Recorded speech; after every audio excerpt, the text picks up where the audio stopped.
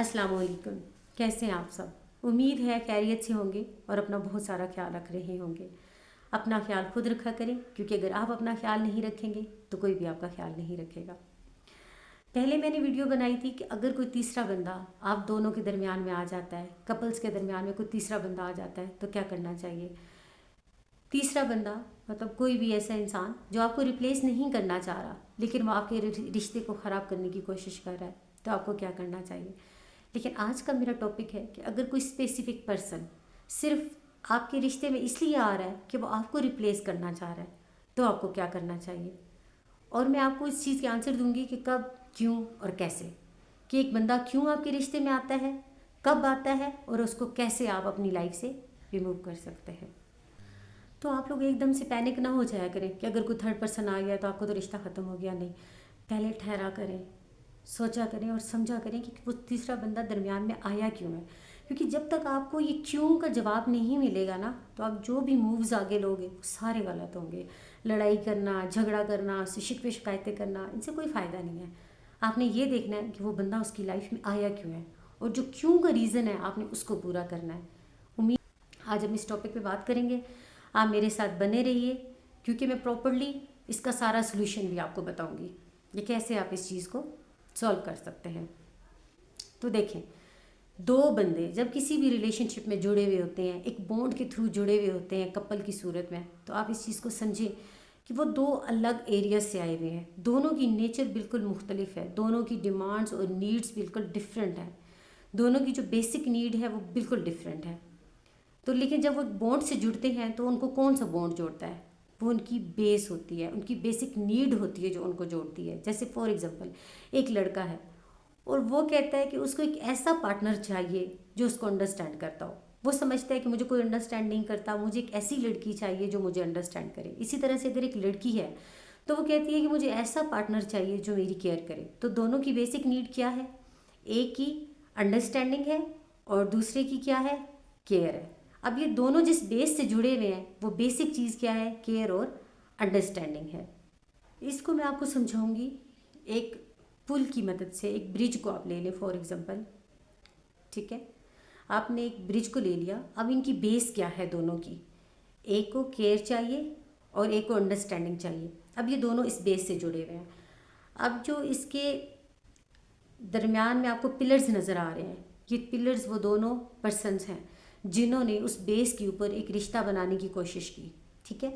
और जो ऊपर छत है, बेस के ऊपर वो दोनों खड़े हुए और उन्होंने क्या बनाया, टाइम दिया, अपनी टाइम की इन्वेस्टमेंट की, उनके इमोशंस अटैच हुए और एक रिश्ता बन गया। आप हमेशा ये माइंड में रखें कि वक्त के साथ साथ आपके इमोशंस डेवलप होते हैं। कोई भी चीज़ जो ज़्यादा वक्त आपके साथ गुजारे, आपके उसके लिए इमोशंस डेवलप होना शुरू हो जाते हैं। आप किसी जानवर के साथ भी कुछ वक्त रह लो, आपके इमोशंस उसके लिए बन जाते हैं।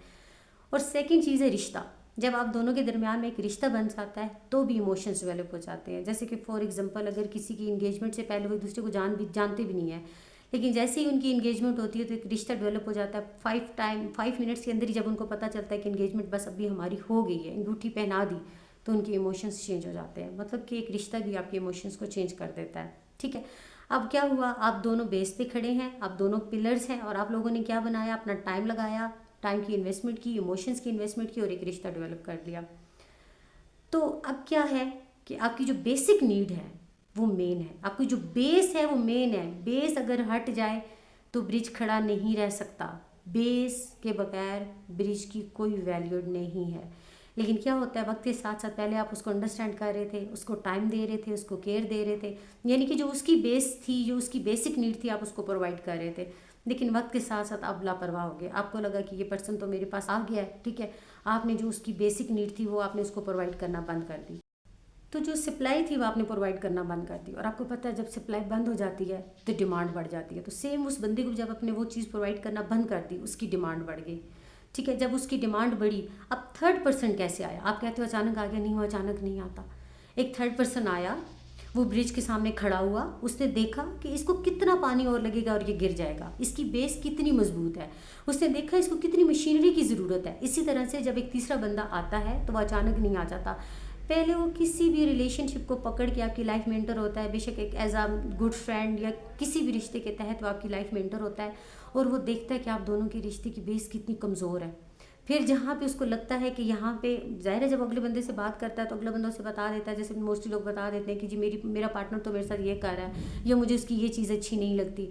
तो आहिस्ता आहिस्ता वो नॉलेज को गेन करता है, वो देखता है कि उसने आपकी बेस को कैसे कमज़ोर करना, और वो सप्लाई जो आपने प्रोवाइड करना बंद कर दी थी वो उसको वो सप्लाई प्रोवाइड करना शुरू कर देता है। जैसे फॉर एग्जांपल, अगर एक लड़की कहती है कि उसने पहले ही कहा कि उसको आपकी केयरिंग नेचर पसंद है, अब जब भी वो आपसे केयर की उम्मीद करती है आप उसकी केयर नहीं करें, तो उसकी बेसिक नीड क्या थी, उसकी बेस क्या थी उस रिश्ते की जिसकी वजह से वो आपके साथ जुड़ी थी? Caring nature. तो जब आपने उसको वो चीज़ प्रोवाइड करना बंद कर दी तो दूसरा बंदा उसको सप्लाई प्रोवाइड करना शुरू कर देगा, और जब दूसरा सप्लाई प्रोवाइड करेगा तो ऑटोमेटिकली उनकी बेस बनना शुरू हो जाएगी और आपकी बेस कमज़ोर होना शुरू हो जाएगी। तो ऐसी सूरत हाल में आपको क्या करना चाहिए?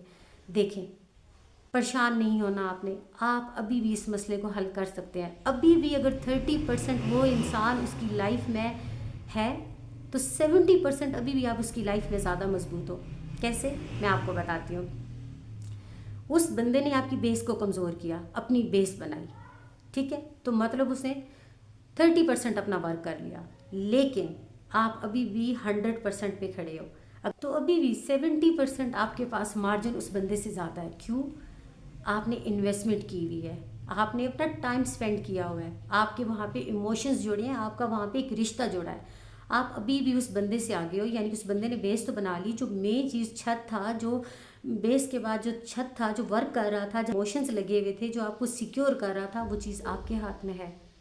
अभी भी आप उस इंसान से ज़्यादा आगे हो। अगर एक इंसान जो 3% आप दोनों के दरमियान में आया, वो बैठ के उस बंदे की नीड को समझ सकता है, उससे पूछ सकता है कि तुम्हें क्या नीड है और उसको प्रोवाइड कर सकता है, तो आप क्यों नहीं? आपको तो रिश्ता है, आप भी उस इंसान को बिठाएं और उससे पूछें कि तुमने तीसरे बंदे को क्यों लाया। उस बात को सुने और उसको समझें और उसको सॉल्व करने की कोशिश करें। रिश्ता बन जाने का मतलब ये नहीं होता कि आप लापरवाह हो जाएं। रिश्ता बनने के बाद, रिश्ता बनाना कोई ज़्यादा मुश्किल काम नहीं है, रिश्ते को निभाना मुश्किल होता है, और उसको वो चीज़ प्रोवाइड करते रहना है जो उसकी बेसिक नीड है, जो उसकी बेस लाइन थी, उसे कभी मत छोड़ें। क्योंकि अगर बाकी आप थोड़ी बहुत कमी कोताहियाँ कर भी लेंगे ना तो कोई फ़र्क नहीं पड़ता, लेकिन अगर आपने उसकी बेस लाइन को हिट कर दिया तो फिर वो 3% को दरमियान में ले आएगा। वो उस बंदे की तरफ जाना शुरू कर देगा जो बेसिक नीड आप उसको प्रोवाइड नहीं कर रहे, और जहाँ से उसको आ रही है, जो उसकी डिमांड को पूरा कर रहा है, जो उसको सप्लाई प्रोवाइड कर रहा है, वो उसकी तरफ जाना शुरू कर देगा। तो यहाँ पे मेन चीज़ क्या है? आपने ठहरना है, समझना है, पैनिक नहीं होना। आपने समझना है कि आपसे कहाँ गलती हो रही है, उसको बिठाना है और उससे पूछना है कि क्यों वो एक तीसरे बंदे को सब दरमियान में लेके आ रहा है, और जो वो प्रॉब्लम बताए उसको बैठ के वाकई सोचना है कि क्या आपकी गलती है, और अगर है तो उस गलती को आपने सॉल्व करना है। लेकिन कुछ लोगों को शिकायत होती है कि जी हमने तो सब कुछ करके देख लिया और वो बंदा वापस नहीं आ रहा, तो ऐसा क्यों है, या वो तो ऐसा क्यों है, वो इंसान क्यों आपकी तरफ नहीं आ रहा होता। उसका रीज़न मैं आपको बताती हूँ। अभी जैसे कि मैंने आपको बताया कि आपकी जो बेसिक नीड थी उसने आपको जोड़ के रखा हुआ था। कुछ लोग होते हैं जो आपकी लाइफ में आते ही किसी मुफाद के लिए, किसी मकसद के लिए हैं।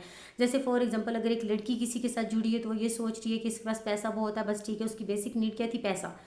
और एक लड़का अगर किसी के साथ जुड़ा है तो उसकी जो नीड थी या जो बेसिक पर्पज़ था, जो उसकी बेस लाइन थी, वो क्या है? खूबसूरती। तो जैसे ही उसको उससे प्यारी लड़की मिलेगी, उससे खूबसूरत लड़की मिलेगी, तो वो स्विच करके उसकी तरफ चला जाएगा। और जैसे ही उस लड़की को कुछ ज़्यादा पैसे वाला नज़र आएगा तो वो उसको स्विच करके आगे वाले की तरफ चली जाएगी। ऐसा क्यों? ऐसा इसलिए कि उनकी जो बेसिक नीड थी सिर्फ वही थी।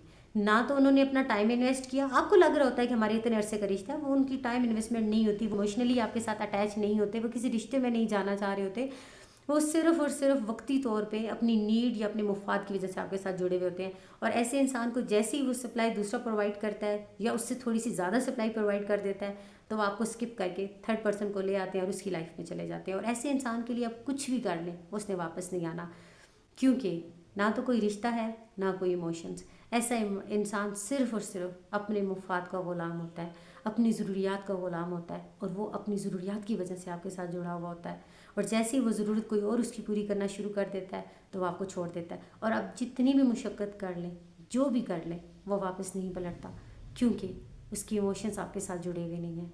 वहाँ पे क्या था, आपके इमोशंस भी वहाँ पे जुड़े हुए थे, इसलिए उस बंदे के पास वापसी के चांसेस थे। यहाँ पे इमोशंस नहीं जुड़े हुए। तो आप लोग एकदम से पैनिक ना हो जाया करें कि अगर कोई थर्ड पर्सन आ गया तो आपको तो रिश्ता ख़त्म हो गया। नहीं, पहले ठहरा करें, सोचा करें और समझा करें कि वो तीसरा बंदा दरमियान में आया क्यों है। क्योंकि जब तक आपको ये क्यों का जवाब नहीं मिलेगा ना, तो आप जो भी मूव्स आगे लोगे वो सारे गलत होंगे। लड़ाई करना, झगड़ा करना, शिकवे शिकायतें करना, इनसे कोई फ़ायदा नहीं है। आपने ये देखना है कि वो बंदा उसकी लाइफ में आया क्यों है, और जो क्यों का रीज़न है आपने उसको पूरा करना है। उम्मीद है आज की वीडियो से आपने कुछ सीखने को आपको मिला होगा। मेरे चैनल को सब्सक्राइब करें, मेरी वीडियोस को देखा करें, क्योंकि ये मैं आपके लिए बनाती हूँ। और अगर आपको इसमें कोई मिस्टेक नज़र आए तो मुझे बताया करें, ताकि मज़ीद मैं खुद को इम्प्रूव कर पाऊँ। अपना बहुत सारा ख्याल रखिएगा, क्योंकि अगर आप अपना ख्याल नहीं रखेंगे तो कोई भी आपका ख्याल नहीं रखेगा। जज़ाकल्लाह।